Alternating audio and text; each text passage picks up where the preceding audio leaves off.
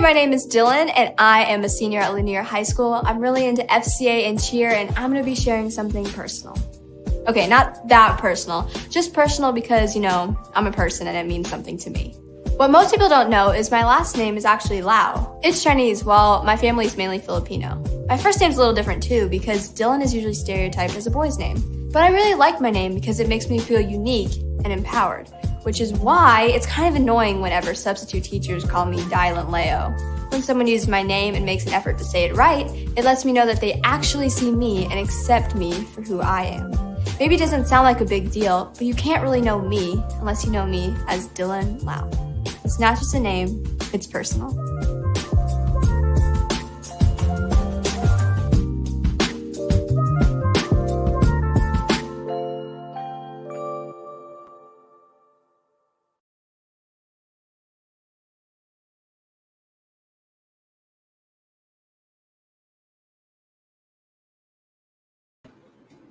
What is up, my people? It is Siege, and I'm so excited to be with you guys online. I'd so much rather be in person, whether it's the mask, all that stuff. I don't care for it because I would be with you guys in person. Man, I miss you, and I wish we were here together, but hey, we're kind of here. So, Just before we begin tonight, I want to talk about a couple of things. Camp.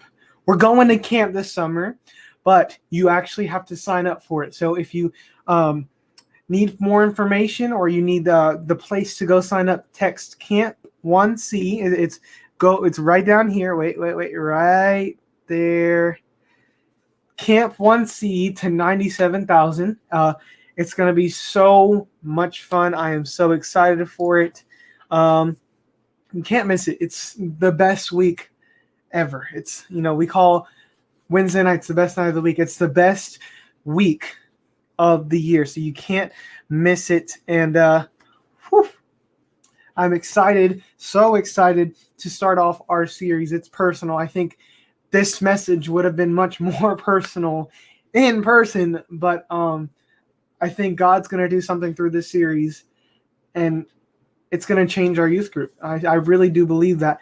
And before we begin, I want to go ahead and start with an awkward moment, a funny moment, but an awkward moment. So when I was a sixth grader in middle school, I was a very, what's the word?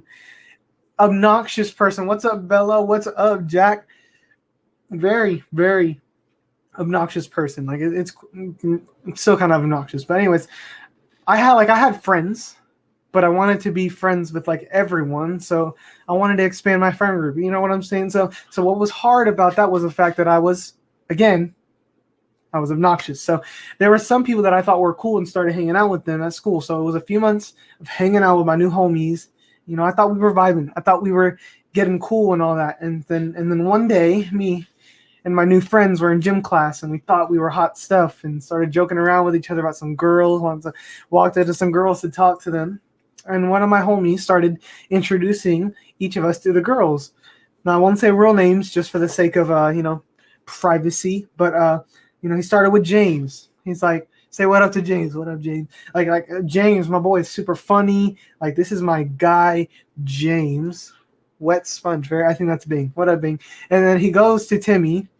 And, Timmy. Timmy's one of the realest in the group. It's my boy, Timmy. And then he looks at me. And pauses. He kind of does that awkward stare, you know what I'm saying? And he asks me, hey, what's your name again? Ouch. That's the perfect time to play that sad trombone noise. Of course, it was my turn to respond. So I try to be, cool and not make it awkward. But I couldn't. In that 5 seconds, it became clear to me that my friends weren't as good of friends as I thought they were. I mean, I didn't talk much in the group because, again, my obnoxiousness would make me not have friends. But I hung out with those guys all the time in school. I was literally next to him in assigned seating in math class, for months there. But have you ever been there? Where you thought you were tight with somebody and figured out your friendship or your relationship wasn't as deep as you thought? And I think we all live with this expectation. Relationships shouldn't be fake. They shouldn't be shallow, and they shouldn't make you feel like you could spend a huge amount of time with someone and then easily be forgotten. Whether regardless of not whether you're a social person, I think we'd all agree when it comes to our relationships with our friends or the people we spend a lot of time with, friends who feel like they don't have to pretend to be around me, who don't care as much as much as they act like they do, or don't even really like me or know me. Whether it's the person you hung out with from band or your teammates, the people you have a group chat with, we all want more than that. In a word, we want our relationships to be personal. We want our relations to be personal. And there's a shortcut to this. There's a kind of a cheat code and to figuring out if your relationship is personal. It's easy. Like, you should know if someone is not personal with you. They call me some generic nickname like buddy, my guy, chief. You probably experience this kind of fakeness. Somebody who acts like they know you, or they act like your friend and they're referring to you as guy and buddy every time. Fam, especially something other than that. What big facts, my boy? Yep, right. The one you've literally lived with for years, because you guessed it. It's just like my friends from school. They don't even know your name. And people knowing our names matters, right? Like, it makes us feel important. It makes us feel known. It makes us feel like there's a connection between us and the person who knows our name. No one wants a fake friend or a fake relationship. And I think there's a better word. I think the opposite of real is personal. Personal. And think about it. Somebody can be real with you without knowing you personally. They can be cool with you without being close to you. They can even know something about you, like what math class you're in and what seat you sit in math class, or they might even notice the brand you wear every day, but that doesn't make it personal. Being personal puts someone in a different category, a whole different category, and that's exactly what this series is about, and that's why I think it's going to change this youth group. Like, if I asked you to name everyone you can think of who knows your name, how many people would be on that list? And I also wonder, if you did make that list, would you put God on it? Man, here's the thing. Some of you have grown up hearing God knows your name. There are like so many examples of this in the Bible about how God knows us that closely. Like when Jesus says this, indeed, the very hairs of your head are all numbered.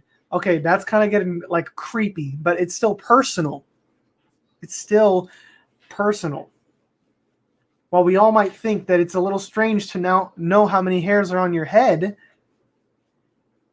some of us struggle with the idea that God really knows us. Like maybe you feel like, does God really know me? Or is he more like that football coach who calls you, hey, buddy, for 4 straight long years? But there can be reasons why you feel that way about God.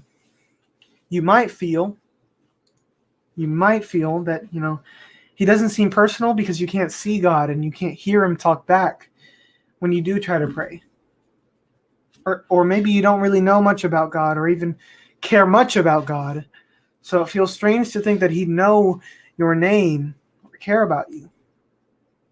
Or maybe you've met Christians, you met other believers who don't seem to care about getting to know you. So why would God? Maybe you think he doesn't seem personal because if he's real, if he's just so big, if he created everything, what makes us so important that he would want to know us personally and individually? I mean, let's pretend that we all believe in a God who created everything.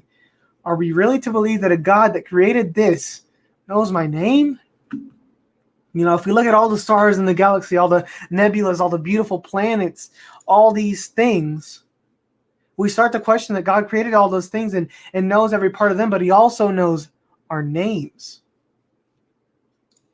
He also knows our names. And while I think that, those things that we talked about might be some very real and understandable reasons, I believe that he does care for you. He does know your name. He cares for me and for you. And I think that he not just knows my name, but he knows yours as well. And I know that he has our back. And here's why I think that. Fakeness is literally the opposite of how Jesus lived. He got personal with basically everyone he met. He knew their names. He knew their stories. One of those people who interacted with Jesus helps me believe that God is a personal God who knows our names. A guy named Zacchaeus. Yeah, if y'all watching, I want you to all write in the comments, Zacchaeus. Now, Zacchaeus, we're going to be talking about Zacchaeus for the next few weeks.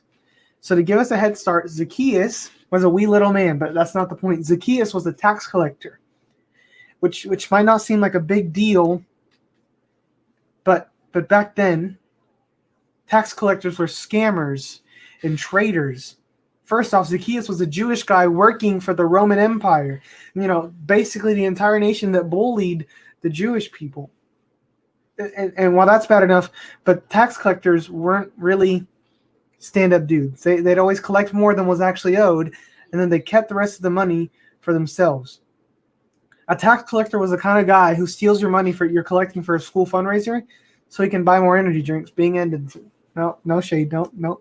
And this guy, Zacchaeus, was the chief tax collector. So he was the boss. Man, I didn't think about that. How do you spell it? I'm not going to tell you. You got to go look it up because your Bible. And this guy, like I said, was the chief tax collector. Not good, like the worst of the worst. And so at this point in Jesus' life, he'd gone from being just a casual carpenter's son to being a big deal. He was known for all the miracles he'd performed and powerful messages he'd given. But at this point, basically everywhere we went, crowds would gather to try and get a glimpse of this Rabbi Jesus who was healing people. Rabbi kind of means like pastor or teacher. And so that's what happened when he was passing through the town of Jericho on his way to Jerusalem and met this guy named Zacchaeus. And here is how the interaction went with Zacchaeus. And it says, and remember, this is recorded by a guy named Luke. This is in the chapter of Luke. And Luke interviewed real people who experienced and witnessed Jesus' life and his ministry. And so it starts off, when Jesus came by, he looked up at Zacchaeus and called him by name. Zacchaeus, he said, quick, come down. I must be a guest in your home today. Zacchaeus quickly climbed down and took Jesus to his house in great excitement and joy. Okay, so that's a lot to untangle. So we're gonna break this down. Out of this giant crowd following Jesus, like I said, he's a pretty big deal. He's a big deal, like the biggest of deals. And this giant crowd of people in Jericho just trying to get a peek at Jesus as he passes through. Jesus stops and chats with Zacchaeus, who's probably the most hated man in Jericho. Let's think about that. He's a tax collector. Remember that. That is a huge deal. Getting this kind of attention from Jesus is crazier than your favorite celebrity randomly starting to follow you on Instagram and commenting on all of your pictures. And not only did Jesus call out the guy who was watching him from the tree, but did you notice that Jesus calls him by his name? He didn't say, hey, big guy, even though you really actually little. Hey, you. Hey, fam. He says, Zacchaeus. He calls him by his name. And then not only that, Jesus calls him by his name, that he invites himself over to Zacchaeus' house. Like, this big deal wants to go and have dinner at your house. This is crazy. And then it continues in verse 7. But the people were displeased. He has gone to be the guest of a notorious sinner. They grumbled. Now, it says they grumbled, and today we wouldn't use the word grumbled, but basically they were being haters. They were big mad. They were mad. This was a guy who they didn't like. Maybe nobody liked. Nobody would have wanted to be hanging out with him, and yet Jesus goes straight towards him. But let's be real. Why do we care? Why do we care? Because this isn't a story just about Zacchaeus. It's about Jesus and how he treats people. He pays attention to the guy on the sidelines. The guy who annoyed everyone, the guy who everyone hated, the guy nobody was noticing, the guy but nobody cared to try and learn his name. The guy that Jesus made sure to know and use his name. And by the way, he does the same for you. Jesus knows your name too. This is how God sees us. Yes, the God who created the universe and everything that is in it. Yes, he is the God who has always been around, and our brain cannot even comprehend it. He also knows you personally. And to some of you, this might seem a little ridiculous to you. Maybe the whole idea of faith, it's a little cray-cray. It's a little far-fetched, and that's okay. And like Zacchaeus, the best thing for some of us to do this week is to find a way to see ourselves what Jesus is like.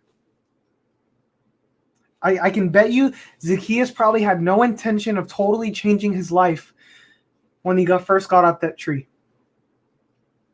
But he was just taking the first step towards seeing Jesus. It just takes that first step, and your life is changed forever. If it means getting up on that tree to see something different, to see above everyone else and not see something that the thing that no one else is seeing, no matter what you think about God or faith or Christians, I want you to understand this, and this is our bottom line for tonight. It's personal because Jesus knows your name. Jesus knows your name. Write in the chat, it's personal because Jesus knows your name. And for some people, this doesn't sit well with you. You might have questions about that. You might have doubts about that, and that's okay. But what would it look like for you to hop in that tree to get a better look, to rethink, to reimagine what God is like, to start asking some of those questions? And maybe some of those questions might sound like, what is God like really? What is he actually like? What is he just that old man with the really long beard in the sky judging people? What is God like really? What does God say about me? I mean, he might know my name. He might know all the hairs in my head, which is still kind of freaking me out. But what does he like really say about me? What does God say about the people around me? Like, I know he knows my name and he knows their name. He has their back and all this and that. But what does he say about the people around me?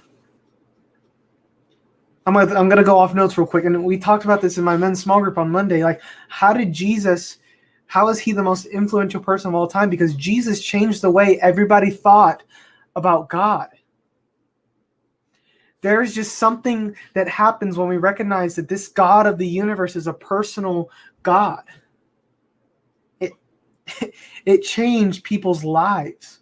It changed Zacchaeus' lives. It's already changed the lives of so many others, and it doesn't stop there. We've talked about how powerful it is to be known personally by God, that he knows your name, he knows you, and he cares about you. But if that's true for you, that's also true for the person next to you. Your siblings, your parents, that kid that you always try to avoid at school, that teacher that you just cannot stand, that coworker who's just so annoying. And here's what I'm getting at. A relationship with Jesus is always personal. It's personal for you and for me. So let me ask, how can we make this personal? Your piano teacher, your football coach, the person you know in science class, the girl who always ends up in your group projects, the guy who always gets in your nerves, your best friend's little brother, the guy who maybe, just maybe, forgot your name that one time. They all matter just like you. And here's why that's such a big deal. The people around you may not know God cares about them personally until you care about them personally. I'm going to say that one more time because this is something big. The people around you might not know God cares about them personally until you care about them personally. And the best way to do this is some easy steps that you ever heard. Learn their names. Learn their names. You know, you can read it on a piece of paper and you know, it'll just slip your mind sometimes, which is why you have to learn the right way to pronounce their names. Like, here's something you should know. If your name is something like John, you never experienced something like what I'm about to tell you. And this is a bigger deal than what you may think. You know how annoying it is when someone writes your name wrong on your Starbucks cup? Or that substitute teacher who reads your name off of a roster in a super weird way. Can I get an amen on that? Gonzalez Bagu.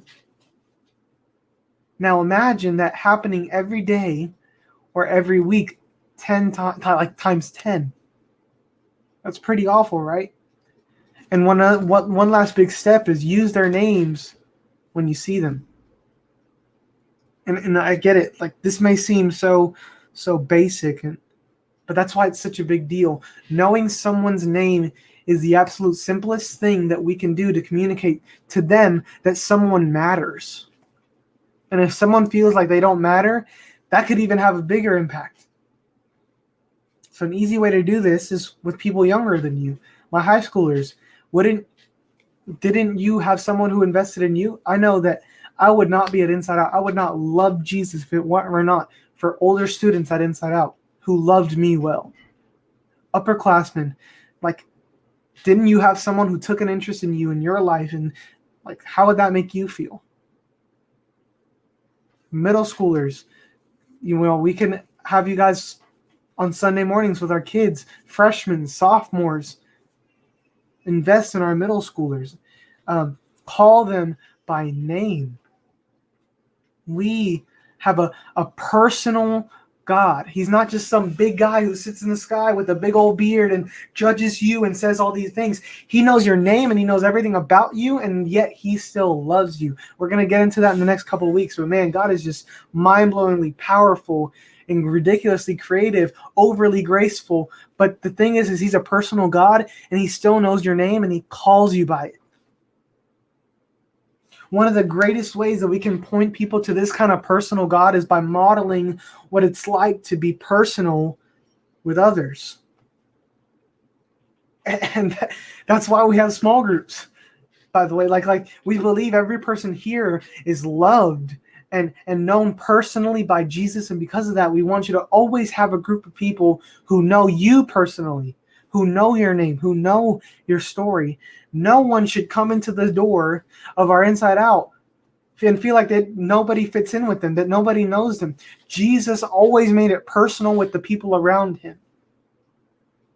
And you can too, by simply knowing their names. God, I come before you, ready for you to do something big in our city and in this state, in this nation, in this world. God, I know you're about to do something so incredibly big. And that big thing has to start with us knowing people's names. God, you know everything about us. You know all these things. You know our names, and you call us by our names, God. And not only do we're so thankful for that, but we want to be a reflection of your personal level relationship. God, help us to be personal with others by knowing their names. God, I pray these things in your name. Amen. Before you go to small group, don't go anywhere. You best not go to small group. I'm watching y'all. But sign up for camp. I'm so excited for camp. You cannot miss this.